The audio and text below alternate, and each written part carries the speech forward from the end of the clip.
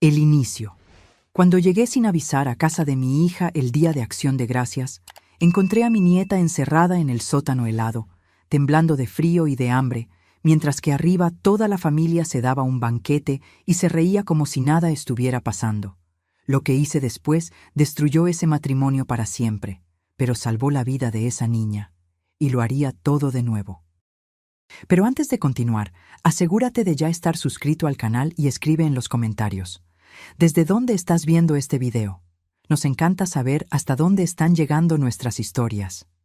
Mi celular vibró en la consola del coche mientras conducía por la carretera cubierta de nieve. Era un mensaje de mi vecina, la señora Reyes. Vi una ambulancia en la casa de los Gómez ayer. Dicen que es un caso de negligencia infantil. Me hizo pensar en usted y en sus preocupaciones sobre Sofía. Sostuve el volante con más fuerza. Sofía, mi nieta de 20 años. Esa niña dulce e inteligente que solía llamarme todas las semanas, hasta que las llamadas empezaron a escasear hace unos 6 meses. Desde que mi hija, Lucía, se casó con ese hombre, Alejandro. Eran casi las 3 de la tarde de ese jueves de Acción de Gracias. La nieve caía intensamente, transformando la carretera en una pista traicionera. Yo había salido de casa sin avisar a nadie. Algo dentro de mí me decía que tenía que estar allí, que algo andaba mal. Después de perder a mi Isabel hace 8 meses, aprendí a confiar en esos presentimientos. Mi esposa siempre decía que yo tenía un sexto sentido para cuando la familia me necesitaba. En el asiento del pasajero había 2 bolsas de regalo. Una contenía un kit de acuarelas profesionales para Sofía. A ella le encantaba pintar, o al menos le encantaba antes de que Alejandro entrara en nuestras vidas. La otra tenía chocolates importados y una bufanda de lana que yo misma había tejido en las noches solitarias desde que Isabel se fue. Intenté llamar a la casa de Lucía 3 veces durante el trayecto. Nadie contestaba. Esto era extraño. En el día de Acción de Gracias siempre había alguien en casa. ¿Habrían salido? ¿Pero a dónde irían con esa nevada? Con cada kilómetro que pasaba, mi inquietud aumentaba. Recordé la última vez que vi a Sofía, hace 2 meses, en su cumpleaños. La niña estaba extrañamente callada, casi apagada. Usaba un suéter de manga larga incluso con el calor que hacía ese día. Cuando intenté hablar con ella en privado, Lucía apareció inmediatamente, diciendo que Sofía tenía mucha tarea que hacer y que tenía que irse. Vi una marca morada en la muñeca de Sofía cuando se dio la vuelta. Pregunté por ello, pero mi hija me interrumpió con una sonrisa tensa, diciendo que Sofía se había golpeado la mano contra la puerta del armario. La niña no dijo nada, solo bajó la mirada y salió de la habitación como si estuviera huyendo. Debí haber insistido ese día. Debí haber presionado más. Pero Isabel había muerto hacía solo 2 meses, y yo todavía estaba en esa niebla de luto donde todo parecía distante e irreal. Lo dejé pasar, y esa culpa me carcomía el estómago desde entonces. La salida hacia el barrio de Lucía apareció al frente. Casas grandes y bien cuidadas, decoradas con luces de Navidad y guirnaldas en la puerta. El tipo de lugar donde todo parecía perfecto por fuera, donde los problemas se escondían bien detrás de fachadas impecables y céspedes bien cortados. Giré en la calle del Álamo, donde vivía Lucía. Su casa era la última de la cuadra, una construcción de 2 pisos con revestimiento beige y un amplio porche. El coche de Alejandro estaba en el garaje, al igual que el de Lucía. Humo subía de la chimenea. Luces encendidas en todas las habitaciones. Una escena navideña perfecta. Estacioné al frente y apagué el motor. Por un momento, me quedé sentada allí, observando. A través de la ventana de la sala, pude ver sombras moviéndose. Risas ahogadas llegaban hasta mí, junto con el sonido de música navideña. Todo parecía normal, festivo incluso, pero algo andaba mal. Podía sentirlo. Bajé del coche y caminé hasta la puerta principal, mis botas hundiéndose en la nieve fresca. Llamé 3 veces. Nadie contestó. Llamé de nuevo, más fuerte. Oí pasos que se acercaban y entonces la puerta se abrió. Era Alejandro, alto, con esa sonrisa amplia que siempre me pareció demasiado falsa. Vestía una camisa de vestir azul y pantalones de vestir, como si estuviera posando para un anuncio de felicidad doméstica. Doña Elena, ¡qué sorpresa! No parecía feliz de verme. No sabíamos que vendría. Decidí pasar a ver a mi familia en el Día de Acción de Gracias, respondí, entrando antes de que él pudiera detenerme. Espero no estar interrumpiendo. La casa estaba caliente. El olor a pavo asado impregnaba el aire. En el comedor pude ver la mesa puesta con vajilla fina, velas encendidas, copas de cristal. Lucía estaba sentada a la cabecera, usando un vestido rojo que nunca había visto. A su lado, una niña de unos 10 años, la hija que Alejandro tuvo de un matrimonio anterior. Pero Sofía no estaba allí. ¡Mamá! Lucía se levantó rápidamente, casi derribando la copa de vino. Su rostro se puso pálido. Usted no dijo que vendría. Quise dar una sorpresa. Miré a mi alrededor. ¿Dónde está Sofía? Un silencio pesado cayó sobre la habitación. Lucía intercambió una mirada rápida con Alejandro. La niña más joven dejó de comer y me miró con los ojos muy abiertos. Sofía está en su habitación, respondió Alejandro volviendo a la mesa. No se sentía bien. Dijo que prefería quedarse acostada. Algo en la forma en que lo dijo, demasiado casual, me hizo sentir un escalofrío. Voy a subir a ver cómo está, dije, dirigiéndome ya a la escalera. Mamá, no es necesario. Lucía comenzó, pero yo ya estaba subiendo los escalones. El pasillo del segundo piso estaba oscuro. La puerta de la habitación de Sofía estaba cerrada. Llamé suavemente. Ninguna respuesta. Giré el pomo, cerrada con llave. ¿Sofía? Llamé, golpeando más fuerte. Sofía, es la abuela. Abre la puerta, cariño. Nada. Solo silencio. Bajé las escaleras rápidamente. Alejandro y Lucía estaban de pie en la sala, con expresiones tensas. La habitación está cerrada con llave, dije, sintiendo que la rabia comenzaba a subir. ¿Por qué la habitación de Sofía está cerrada con llave? Ella pidió estar sola, respondió Alejandro cruzando los brazos. Está en esa fase adolescente. Usted sabe cómo es. Yo sabía que estaba mintiendo. Cada instinto maternal y de abuela que tenía gritaba que algo andaba muy mal. Lucía, necesito hablar contigo, en privado. Mi voz salió más dura de lo que pretendía, pero no me importó. Mi hija dudó, mirando a Alejandro como si pidiera permiso. Esto me enfureció aún más. ¿Desde cuándo necesitaba autorización para hablar con su propia madre? Ahora, Lucía. Ella me siguió a la cocina. El contraste era brutal. Mientras el comedor estaba impecable y festivo, la cocina era un desorden de platos sucios y restos de comida. Cerré la puerta detrás de nosotras. ¿Qué está pasando aquí? ¿Dónde está Sofía en realidad? Lucía no podía mirarme a los ojos. Se tocaba nerviosamente las manos, jalando una cutícula. Ya se lo dije, mamá. Ella no se siente bien y... No me mientas. Sostuve su brazo, forzándola a encararme. Yo soy tu madre. Te conozco desde que naciste. Sé cuando estás mintiendo.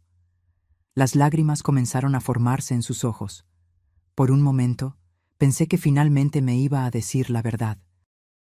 Pero entonces se apartó, limpiándose el rostro rápidamente. Usted está exagerando. Sofía solo está castigada. ¿Castigada? ¿Encerrada en su habitación en el Día de Acción de Gracias? Ella fue irrespetuosa con Alejandro esta mañana. Él solo le está enseñando límites.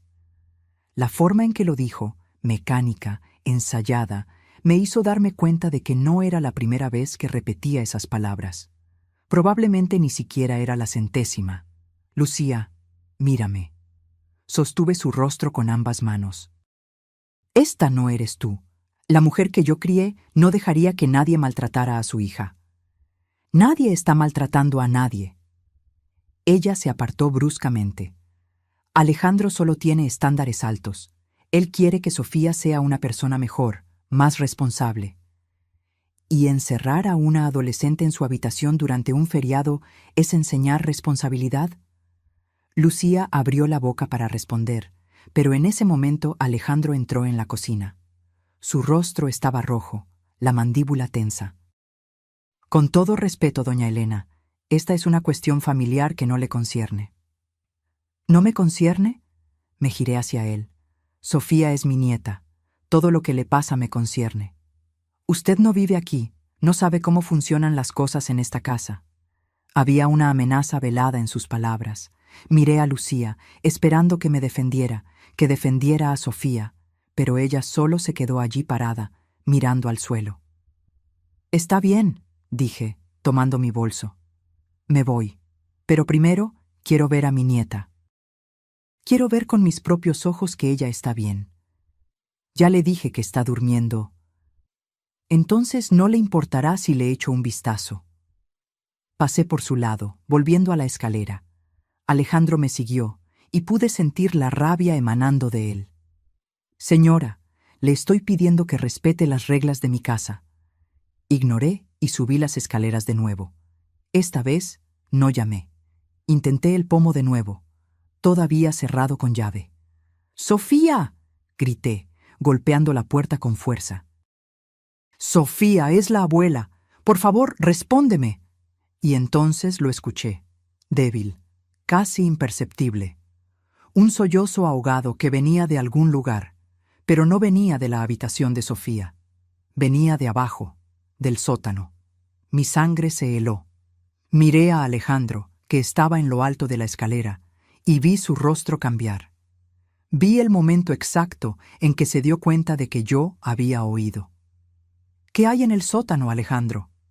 Nada. Es solo la lavandería. Pero yo ya estaba bajando, buscando la puerta que conducía al subsuelo. La encontré cerca de la cocina, cerrada con llave también. Abra esa puerta, ahora. Doña Elena, usted se está alterando sin motivo. Miré a mi alrededor y vi las llaves colgadas en un gancho cerca del refrigerador. Las tomé antes de que alguien pudiera impedírmelo. ¡Mamá, no! Lucía gritó, pero yo ya estaba metiendo la primera llave en la cerradura. La tercera llave funcionó. La puerta se abrió, revelando una escalera de madera que descendía a la oscuridad. Un aire frío y húmedo subió hasta mí. ¿Sofía? Llamé, buscando a tientas en la pared hasta encontrar el interruptor. La luz tenue reveló un sótano sin terminar. Suelo de concreto, paredes de ladrillo visto, tuberías expuestas en el techo. Y en la esquina más lejana, encogida sobre un colchón delgado, estaba mi nieta. Sofía estaba usando solo un camisón fino y shorts. Sus labios estaban amoratados, todo su cuerpo temblaba violentamente. Me miró con ojos hundidos y asustados, como un animal acorralado. ¿Abuela? Su voz salió ronca, quebrada. Bajé esos escalones más rápido de lo que había bajado escaleras en años. Me quité mi abrigo grueso y lo envolví alrededor de ella inmediatamente. Estaba helada, fría como el hielo. Dios mío, repetía, abrazándola e intentando calentarla con mi propio cuerpo. ¿Cuánto tiempo llevas aquí? Desde anoche. Sus dientes castañeteaban tanto que apenas podía hablar. Anoche. Más de 18 horas en ese sótano helado, sin calefacción, sin comida, sin nada más que ese colchón delgado en el suelo de concreto. Miré a mi alrededor y vi un balde en la esquina. Un balde. La trataban como a un animal. La rabia que se apoderó de mí en ese momento fue diferente a cualquier cosa que haya sentido en la vida. No era el tipo de rabia caliente y explosiva. Era fría, calculada, mortal. Ayudé a Sofía a levantarse. Sus piernas apenas la sostenían y tuvo que apoyarse en mí para subir cada escalón. Estaba tan débil que pensé que se desmayaría allí mismo. Cuando llegamos a la cima de la escalera, Alejandro y Lucía estaban allí. La hija más joven de él también había aparecido, observando todo con ojos asustados desde la entrada de la sala. Estaba teniendo una crisis, comenzó Alejandro, con esa voz controlada de quien está acostumbrado a manipular situaciones. Estaba histérica, rompiendo cosas. Tuvimos que aislarla hasta que se calmara. Lo miré a él y luego a mi hija. Lucía estaba llorando en silencio, pero no dijo nada. Absolutamente nada en defensa de su propia hija. ¿Rompiendo cosas? Mi voz salió baja, peligrosa. ¿Cuánto tiempo lleva sucediendo esto, Lucía? Silencio. ¿Cuánto tiempo? Grité, haciendo que todos saltaran. Unos meses, susurró Sofía a mi lado, temblando bajo mi abrigo. Comenzó unos 3 meses después de que se casaron. 3 meses. Eso significaba que durante casi 2 años esta niña había estado sufriendo, y yo no me había dado cuenta. Ninguno de nosotros se había dado cuenta. Al principio era solo quedarse sin cenar cuando yo me portaba mal, continuó Sofía, y pude sentir que necesitaba hablar, que había guardado esto por demasiado tiempo. Luego pasó a ser quedarse en mi habitación sin comer todo el día. Luego él comenzó a ponerme en el sótano. ¿Cuántas veces? Pregunté, aunque no estaba segura de querer saber la respuesta. No sé, perdí la cuenta. Cada palabra era una puñalada. Miré a Lucía, buscando alguna señal de la hija que crié, de la mujer fuerte e independiente que solía ser. Pero solo vi una cáscara vacía, una mujer que se había perdido por completo. «Vas a empacar tus cosas», le dije a Sofía, manteniendo mi brazo firme alrededor de ella. «Todo lo que sea importante para ti, y te vas conmigo». «No puedes simplemente llevarte a mi hija». Lucía finalmente encontró su voz, pero era una voz extraña, aguda, desesperada. «Puedo y lo haré. A menos que prefieran que llame a la policía ahora y deje que ellos resuelvan esto». Alejandro dio un paso al frente, y por un momento pensé que iba a intentar impedírmelo físicamente. Su rostro estaba rojo, las venas saltando en su cuello. «Usted no tiene autoridad legal sobre esta niña». «¿No?» Saqué mi celular del bolsillo.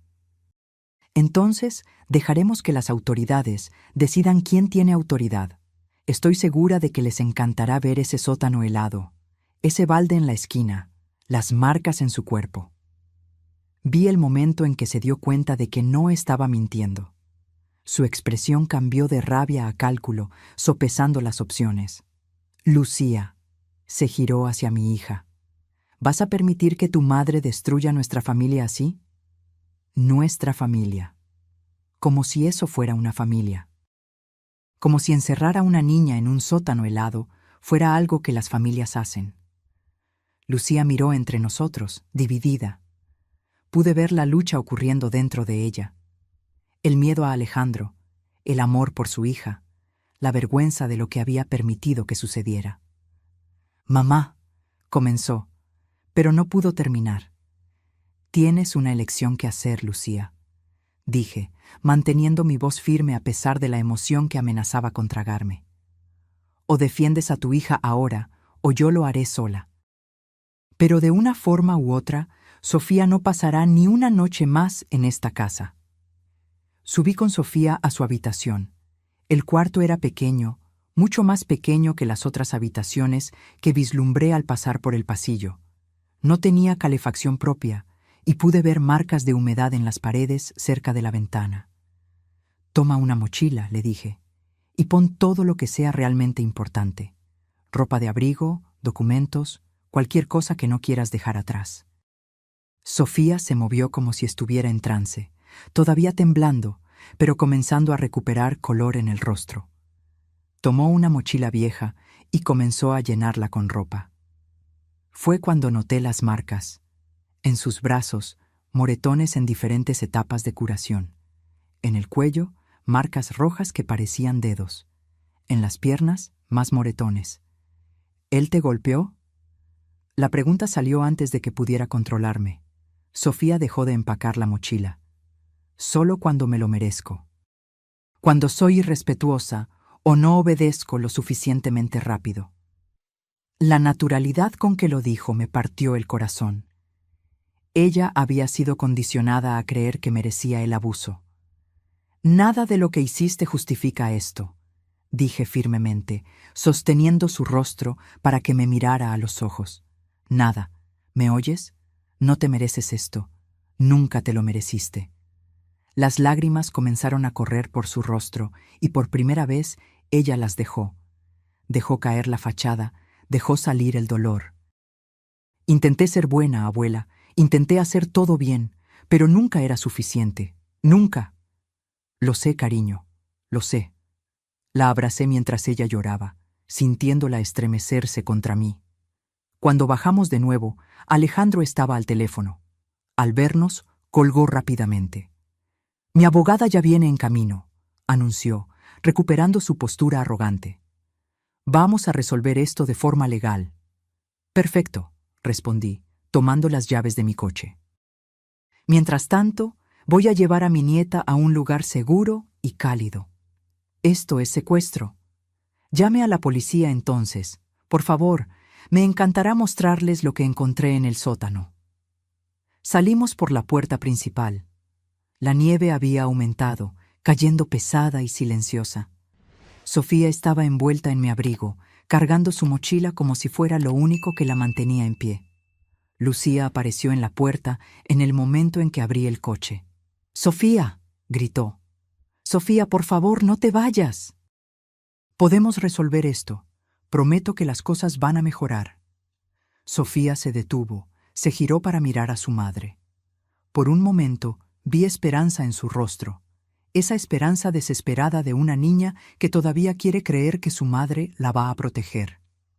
«¿Vas a echarlo?», preguntó Sofía, y su voz era tan pequeña, tan quebrada.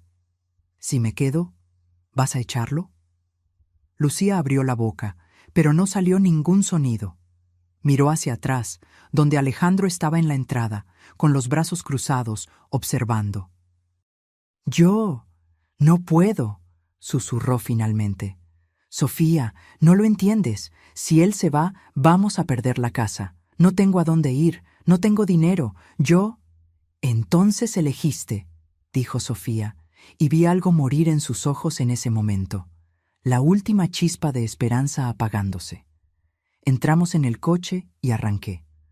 Por el espejo retrovisor vi a Lucía parada en la nieve, llorando, mientras Alejandro la jalaba de vuelta hacia el interior de la casa.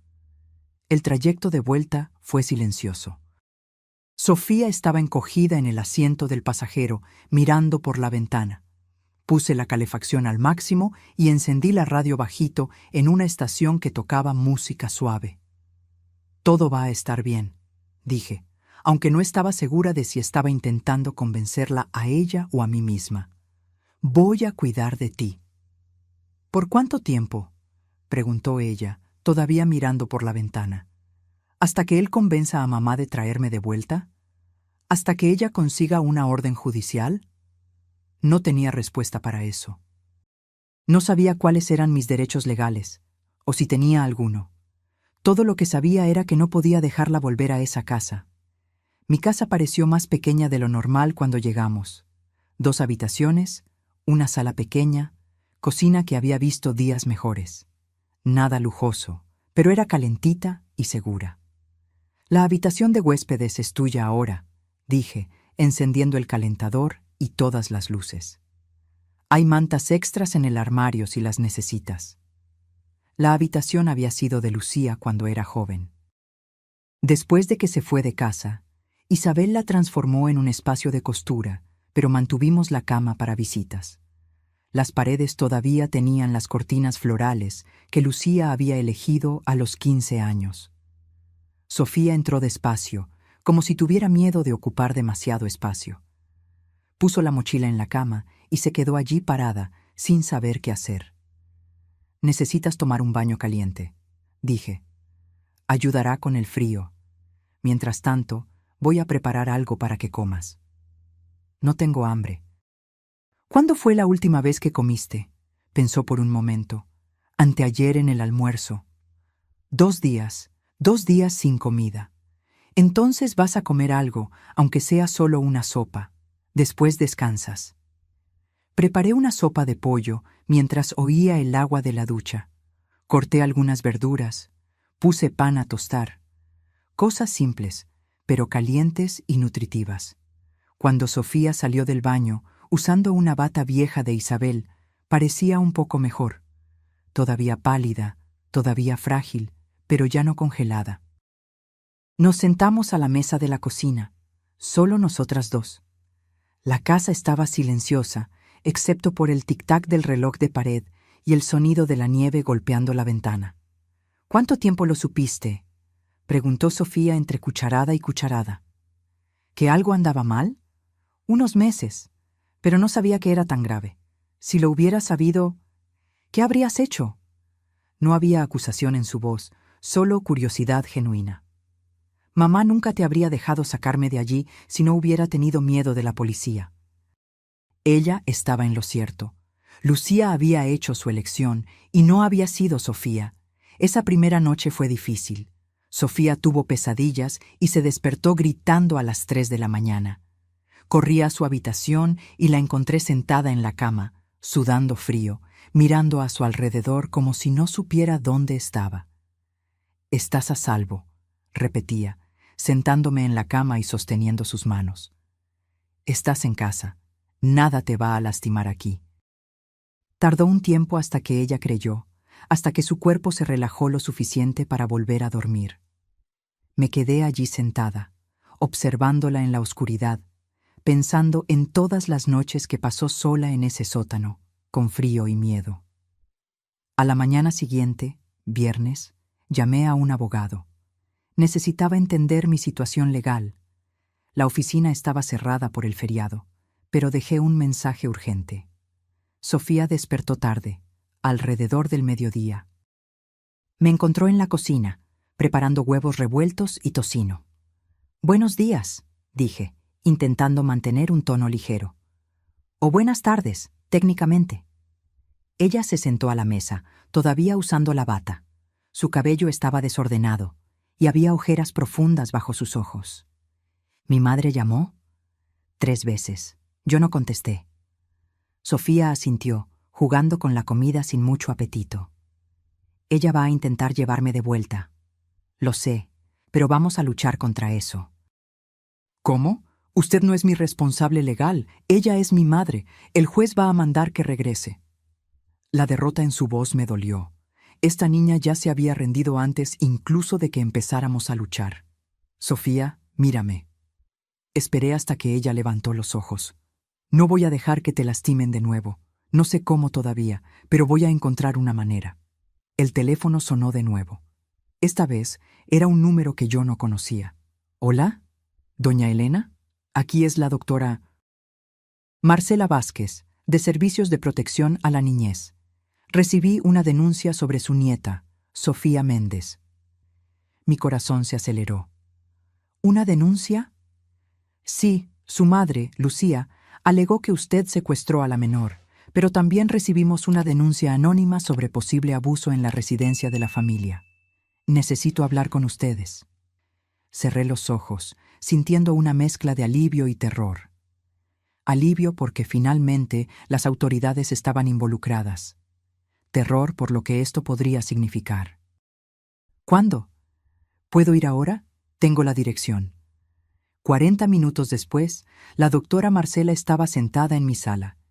Era una mujer de unos 40 años, con el cabello recogido en un moño y ojos amables, pero profesionales. Sofía estaba a mi lado en el sofá, encogida, abrazando una de las almohadas de Isabel. Sofía, comenzó la doctora Marcela con voz suave, necesito que me cuentes lo que pasó, con tus propias palabras, sin prisa. Y Sofía contó. Todo. Cada detalle que yo no sabía. Cómo Alejandro comenzó con comentarios pequeños sobre su peso, su apariencia, sus notas. Cómo esto evolucionó a gritos, luego a castigos. Cómo los castigos se volvieron cada vez más severos. Ella contó sobre las veces que estuvo encerrada en el sótano por días, sin comida adecuada. Sobre las veces que él la golpeó con un cinturón. Sobre cómo Lucía miraba y no hacía nada. O peor, culpaba a Sofía por provocar a Alejandro. La doctora Marcela anotaba todo. su rostro manteniendo una expresión neutra y profesional, pero yo podía ver la tensión en su mandíbula. «Voy a necesitar fotografiar los moretones», dijo cuando Sofía terminó. Sofía asintió y se quitó la bata, revelando un mapa de dolor en su cuerpo.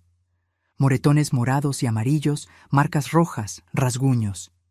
La doctora fotografió todo metódicamente, documentando cada evidencia de abuso. «Sofía, ¿quieres volver a casa?» La pregunta vino suave, pero directa. «No». La respuesta fue inmediata, sin dudar.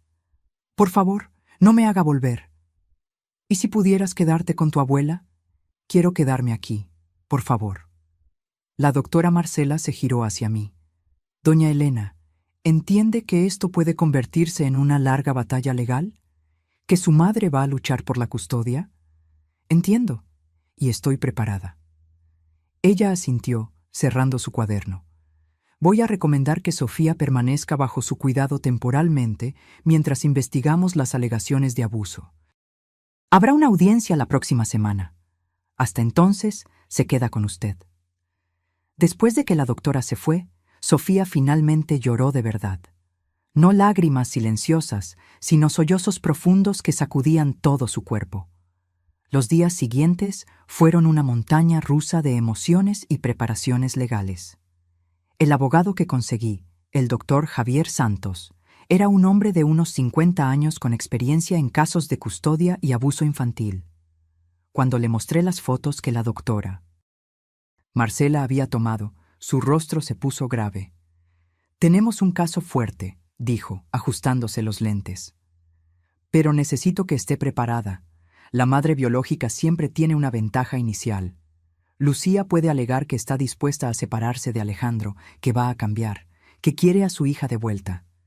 «¿Y si hace eso?», pregunté, sintiendo el miedo apretar mi pecho. «Entonces necesitamos probar que el ambiente todavía no es seguro. Que hay un patrón de negligencia que va más allá del marido abusivo. Lucía permitió que esto sucediera, lo que la hace cómplice. Sofía estaba asistiendo a clases en línea, ya que yo tenía miedo de mandarla de vuelta a la escuela, donde Alejandro podría intentar recogerla. Pasaba la mayor parte del tiempo en la habitación, pintando. Yo había comprado lienzos nuevos y pinturas, y ver ese talento renacer era como ver una flor florecer después de un largo invierno. Una semana después del Día de Acción de Gracias, el lunes por la tarde, Lucía apareció en mi puerta. No estaba Alejandro con ella, y parecía haber envejecido 10 años en una semana. Sus ojos estaban rojos e hinchados, el cabello mal peinado. «Mamá», dijo cuando abrí la puerta, «por favor, necesito hablar con usted».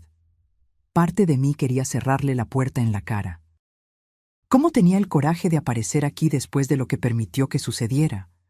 Pero era mi hija, y alguna parte de mí todavía recordaba a la niña que fue antes de que Alejandro destruyera su autoestima. «¿Sofía está aquí?», preguntó Lucía, mirando hacia el interior de la casa. «Está en su habitación, y no vas a hablar con ella». «Mamá, ella es mi hija. Y tú dejaste que fuera torturada por 2 años». Mi voz salió más dura de lo que pretendía. «No mereces hablar con ella». Lucía comenzó a llorar. Lo sé, y voy a tener que vivir con eso por el resto de mi vida. Pero yo me fui, mamá, dejé a Alejandro. Estoy en un motel ahora. Aquello me tomó por sorpresa. ¿Lo dejaste? Después de que ustedes se fueron, él se puso peor. Comenzó a culparme por todo. Dijo que era mi culpa que Sofía se hubiera vuelto mimada e irrespetuosa. Él me golpeó, mamá. Ella levantó la manga, revelando moretones que yo reconocía muy bien. Eran iguales a los de Sofía. Me di cuenta en ese momento que, si no tenía el coraje de defenderme a mí misma, al menos necesitaba defender a mi hija, aunque sea demasiado tarde. Respiré hondo. «Entra, pero no verás a Sofía hasta que ella decida si quiere verte». Lucía entró, mirando alrededor de la casa como si la estuviera viendo por primera vez. Se sentó en el sofá donde solía ver dibujos animados cuando era niña, y lloró en silencio. «¿Cómo permití que llegara a este punto?», preguntó, más para sí misma que para mí. Yo juré que sería una madre mejor que la mía. Sin ofender, mamá, pero sabes que la abuela no fue fácil contigo. Era verdad. Mi madre había sido dura, rígida. Yo había prometido ser diferente con Lucía, ser amorosa y comprensiva. Y pensé que lo había logrado, hasta que conoció a Alejandro. Él era tan encantador al principio, continuó Lucía, tan atento. Después de que el padre de Sofía nos dejó, me sentí tan sola, tan perdida. Alejandro parecía la respuesta. Alguien que iba a cuidar de nosotras, dar estabilidad. ¿Y cuándo comenzó a cambiar? Fue gradual. Primero eran solo comentarios. ¿No crees que Sofía debería estudiar más? Eres demasiado blanda con ella. Luego comenzó a corregir las cosas que yo hacía, la forma en que cocinaba, limpiaba, educaba a Sofía. Ella se limpió la nariz con un pañuelo de papel que le di. Cuando los castigos comenzaron, él decía que era por su bien, que Sofía necesitaba aprender disciplina. Y yo quería tanto creer que él tenía razón, que él sabía lo que estaba haciendo, porque admitir que estaba equivocada significaría admitir que yo había fallado en proteger a mi hija. Fallaste, Lucía. No había crueldad en mis palabras, solo verdad. Pero puedes comenzar a arreglarlo ahora. ¿Cómo? Ella nunca me va a perdonar. Tal vez no, pero puedes luchar por ella ahora. En la audiencia puedes testificar contra Alejandro. Puedes contar todo lo que viste, todo lo que él hizo. Puedes asegurar que él nunca más se acerque a ella. Lucía me miró con los ojos muy abiertos. Él me va a destruir, va a decir que soy una mentirosa, que soy inestable. ¿Y qué? ¿Qué te puede quitar que no hayas perdido ya? Tu hija ya se fue, Lucía. Tu dignidad ya se fue. La única cosa que todavía tienes es la oportunidad de hacer lo correcto. En ese momento, Sofía apareció en la entrada de la sala. Ella había oído todo. ¿Mamá? Su voz era pequeña, vacilante. Lucía se levantó rápidamente, pero no se acercó. Sofía, hija mía, lo siento mucho, lo siento tanto. ¿Por qué? Preguntó Sofía, y había rabia real en su voz ahora. ¿Por qué dejaste que me hiciera eso? ¿Por qué nunca me defendiste? Porque fui cobarde, porque tenía miedo, porque elegí mi comodidad en lugar de tu seguridad, y voy a tener que vivir con eso para siempre. Las lágrimas corrían por el rostro de Lucía sin control ahora. No espero que me perdones, no merezco perdón. Pero necesito que sepas que te amo. Siempre te amé. Y fui la peor madre del mundo por no mostrarlo cuando más lo necesitabas. Sofía se quedó allí parada por un largo momento. Pude ver la batalla ocurriendo dentro de ella. El deseo de abrazar a su madre, de creer que las cosas podían mejorar, luchando contra el dolor de 2 años de abandono emocional. ¿Vas a testificar contra él? Preguntó Sofía finalmente. Voy a hacerlo. Voy a contar todo. Cada cosa terrible que él hizo, cada momento en que yo me quedé parada sin hacer nada. Voy a asegurar que él pague por lo que te hizo. ¿Y después? Después, iré a terapia. Voy a trabajar en mí misma. Y si tú algún día, en el futuro, quieres darme una oportunidad, yo voy a estar aquí, esperando. No fue un momento de reconciliación mágica. No hubo abrazos o promesas de que todo volvería a ser como antes. Pero fue un comienzo. La audiencia fue marcada para el lunes siguiente, en una sala fría e impersonal del juzgado. Alejandro estaba allí con su abogado, un hombre de traje caro que exhalaba confianza arrogante. Lucía estaba de nuestro lado, pálida pero determinada. Sofía tuvo que contar su historia de nuevo, esta vez para el juez. Fue doloroso verla revivir cada trauma, pero ella fue fuerte, más fuerte de lo que cualquier adolescente debería necesitar ser. Cuando fue el turno de Alejandro de hablar, él intentó pintar un cuadro de un padrastro preocupado que solo intentaba imponer disciplina. Sofía siempre ha sido una niña difícil, dijo, con esa voz controlada que yo había aprendido a odiar. Irrespetuosa, rebelde, Yo solo estaba tratando de enseñar responsabilidad. ¿Encerrándola en un sótano helado?, preguntó el juez, mirando por encima de los lentes. Fue un tiempo de reflexión. Ella necesitaba entender las consecuencias de sus acciones. Por 18 horas, sin comida, en clima bajo los 10 grados. Alejandro dudó, dándose cuenta de que había perdido la ventaja. Puede haber sido excesivo en retrospectiva, pero mis intenciones eran buenas. Fue cuando Lucía se levantó para testificar. Su voz tembló al principio, pero se fue volviendo más firme con cada palabra. Ella contó sobre todas las veces que Alejandro golpeó a Sofía, sobre las veces que la privó de comida por días, sobre cómo él controlaba cada aspecto de la vida de la niña, transformando su propia casa en una prisión. ¿Y por qué no intervino, señora Méndez?, preguntó el juez. Porque tenía miedo de quedarme sola, miedo de perder la estabilidad financiera, miedo de admitir que había tomado la decisión equivocada. Lucía miró directamente a Sofía. Pero principalmente porque fui cobarde, y mi cobardía costó la salud mental y física de mi hija. El abogado de Alejandro intentó desacreditar a Lucía, insinuando que estaba mintiendo por venganza después de una separación difícil. Pero las fotos de los moretones hablaban por sí solas. El informe de la doctora Marcela hablaba por sí solo. La propia historia de Sofía hablaba por sí sola. Cuando el juez finalmente dio su veredicto, parecía que el tiempo se había detenido. Basado en la evidencia presentada, determino que Sofía Méndez permanezca bajo custodia temporal de su abuela materna, Elena Silva, por un período de 6 meses.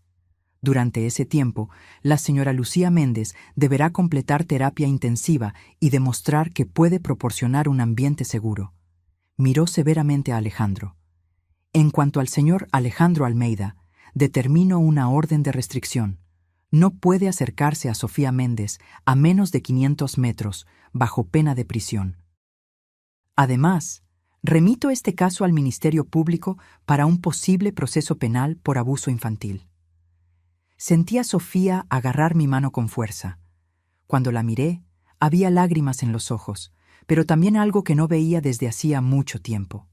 Esperanza real. Salimos del juzgado juntas, yo, Sofía y Lucía. El sol de diciembre brillaba fuerte, y a pesar del frío, parecía un nuevo comienzo. «Mamá», dijo Sofía, girándose hacia Lucía en la escalinata del juzgado. «¿De verdad vas a ir a terapia?» «Ya reservé mi primera sesión. Es mañana». Lucía dio una pequeña sonrisa triste. «Sé que tengo un largo camino por delante. Sé que recuperar tu confianza puede llevar años, o tal vez nunca suceda, pero voy a intentarlo. Todos los días voy a intentar ser la madre que siempre mereciste». No fue un final de cuento de hadas perfecto, pero fue honesto, fue real. 4 meses pasaron desde aquella audiencia. Estábamos en una tarde de marzo, y la primavera comenzaba a colorear el jardín.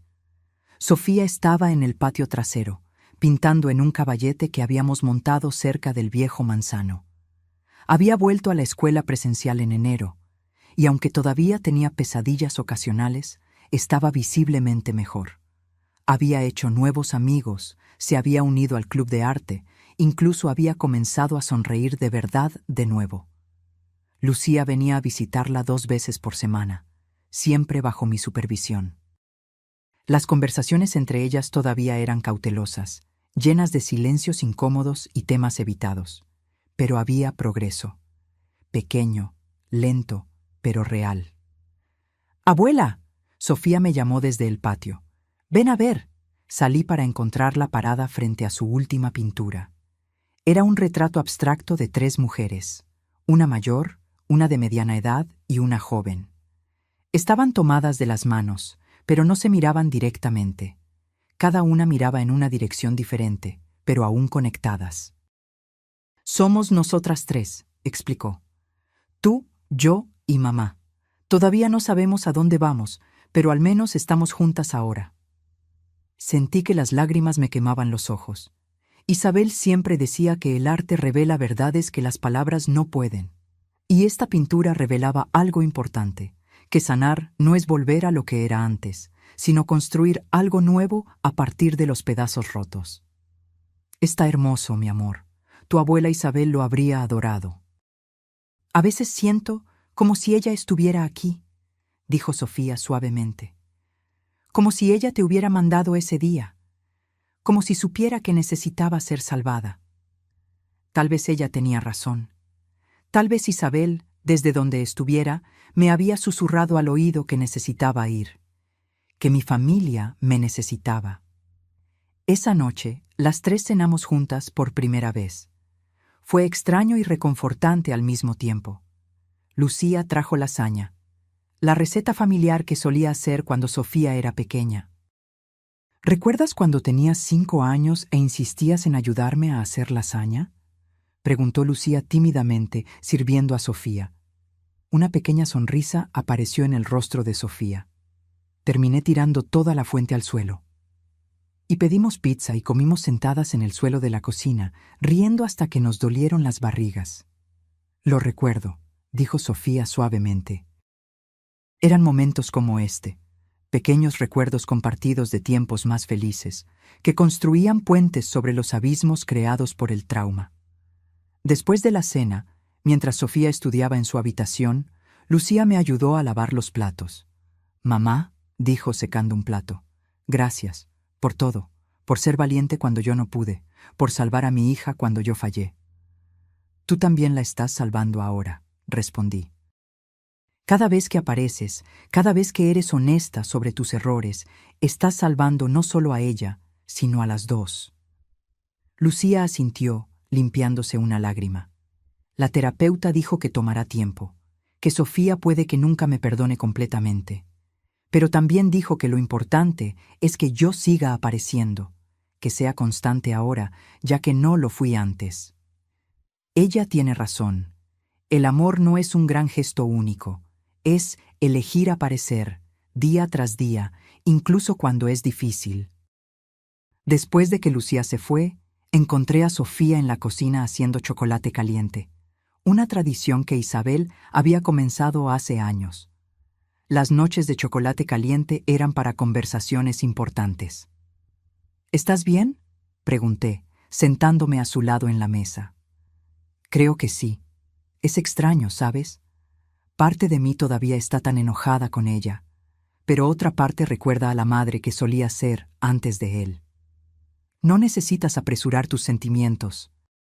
Puedes estar enojada y aún así dejar espacio para sanar». Sofía tomó un sorbo de su chocolate. «A veces pienso en lo que habría pasado si no hubieras venido ese día, si hubieras decidido no venir para el Día de Acción de Gracias». Yo también pensaba en eso. Pensaba en cómo un solo momento de intuición, ese sentimiento de que algo andaba mal, lo había cambiado todo. Pero vine, y estás aquí, y vamos a estar bien. Ella apoyó la cabeza en mi hombro, como solía hacer cuando era pequeña. «Te amo, abuela». «Yo también te amo, mi niña, más de lo que puedes imaginar». Esa noche, acostada en mi cama, la misma cama que compartí con Isabel por 40 años, pensé en cómo la vida nos pone a prueba de formas inesperadas.